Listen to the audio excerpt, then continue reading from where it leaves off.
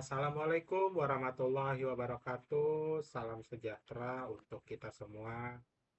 Kali ini kita sudah sampai di modul 6 ya, yaitu konsep dasar, algoritma, regresi, dan klasifikasi. Kita bahas tentang regresi dulu ya. Regresi adalah metode statistik yang digunakan untuk mengetahui hubungan antara variabel-variabel yang saling mempengaruhi. Regresi dapat digunakan untuk melakukan prediksi, pengujian hipotesis, atau analisis kausal. Regresi linear sederhana adalah regresi yang melibatkan satu variabel independen, penjelas, ya, dan satu variabel dependen, terikat. Ya. Model regresi linear sederhana dapat ditulis sebagai Y, A plus B, X plus E, di mana X itu variabel independen, ya, tadi variabel penjelas. Lalu Y itu variabel dependen, yaitu variabel terikat, ya. Jadi si Y ini variabel terikat dengan variabel independennya, ya, penjelasnya ya. Lalu A itu adalah konstanta dan B itu adalah koefisien regresi dan E itu adalah galak, ya. Jadi kayak exception atau pengecualian.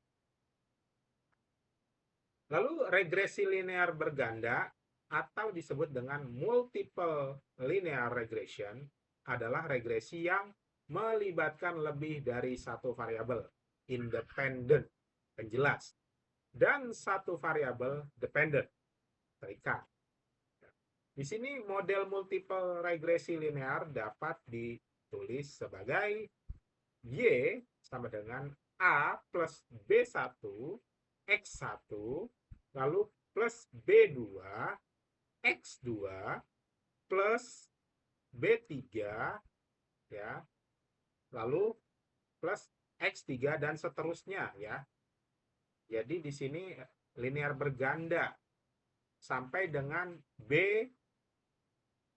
K ya, lalu XK itu maksudnya yang kesekian kalinya ya, lalu ada galak atau exception. Ya, kita terangkan di mana X1, X2, dan XK itu variabel independen. Ya, itu variabel penjelas. Perlu diingat, ya, independen itu penjelas. Ya. Lalu Y itu adalah variabel dependen, ya, yang terikat. Ya. Lalu A adalah konstanta, lalu B1, B2 sampai dengan BK itu koefisien regresi. Lalu E-nya itu exception atau galak. Lalu pohon keputusan decision tree adalah alat visual yang digunakan untuk mengklasifikasikan atau mengregresikan data berdasarkan kriteria tertentu. Pohon keputusan terdiri dari simpul node dan cabang branch.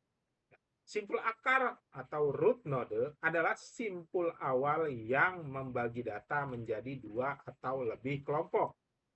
Ya. Ada juga simpul down, leaf node.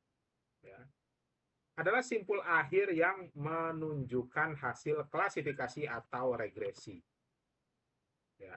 Cabang adalah jalur yang menghubungkan simpul-simpul berdasarkan kondisi pemisahan, splitting condition. Lalu ada random forest. Adalah algoritma yang menggunakan kombinasi dari banyak pohon keputusan pada bagian-bagian tertentu atau seluruhnya, sehingga hasil pembelajaran lebih baik. Lalu ada algoritma ini menghasilkan rata-rata dari nilai prediksi dari semua pohon keputusan yang digunakan, sehingga dapat mengurangi risiko overfitting atau underfitting, ya. Lalu random forest termasuk dalam ensemble learning, yaitu penggabungan metode-metode pembelajaran yang berbeda agar bisa mendapatkan hasil yang lebih optimal dan akurat. Random forest dapat digunakan untuk klasifikasi atau regresi, tergantung pada tujuan dan jenis data yang diproses. Lalu menentukan metode yang tepat adalah bergantung pada masalah yang akan dijawab, bentuk-bentuk sebelumnya yang telah dilakukan, dan hubungan antara variabel-variabel yang saling mempengaruhi. Algoritma regresi adalah lebih baik digunakan jika terlihat terdapat hubungan linear antara variabel bebas dan terikat, atau jika data memiliki sifat kategoris atau ordinal. Algoritma pohon keputusan lebih baik digunakan jika data kompleks, nonlinear, atau belum tahu hubungan antara variabel-variabel, atau jika data memiliki sifat kontinu.